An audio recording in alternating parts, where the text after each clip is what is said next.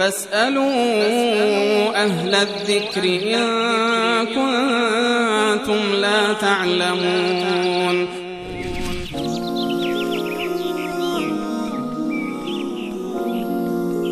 بیننده ای از تاجیکستان سلام عرض کردن. سلام علیکم السلام و فرمودن که آیا ازدواج با کسی که نماز نمیخونه، البته ایشون گفتن زنی که نماز نمیخونه نکاح او جایز است یا نه و به عکسش آیا کسی که نماز نمیخونه ازدواج با این شخص جایز هست یا نه؟ بله، اصل جوازش عموم فقها به اصطلاح اون کسی رو که نماز نمیخونه اون کافر نمیدونند. که من عرض کردم که بحثی در این زمینه وجود داره و دلایلش هم دلایل خیلی قوی هستند که این نوع از علما و این گروه معتقد اصلا نکاح بسته نمیشه، از جوری که با یک فرد کافر نکاح بسته نمیشه و اگر انسان هم ازدواج کرده باشه نکاحش باطل میشه.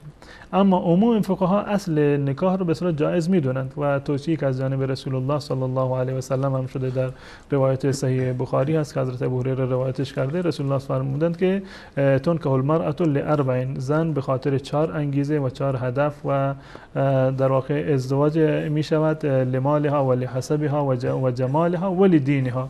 این 4 انگیزه هستند، یا به خاطر مال هست، یا به خاطر حسب هست و نسبش هست، یا به خاطر زیبایی، یا به خاطر مال. فظفر به ذات الدین، اون کسی که ذات الدین هست اونو در واقع باید انتخاب بکنید. و در اصل ازدواج اگر ما میخوایم واقعا بر سنت رسول الله عمل بکنیم، حداقلش این است اون کسی که نماز نمیگذارد، پایبند نماز نیست، اونو نباید انتخاب بکنیم، چه پسر باشه یا چه دختر باشه. اما در اصل یعنی صحت نکاحشون، بله نکاح بسته میشه و نکاح منعقد میشه و این 2 نفر زن و شوهر قرار میگیرند.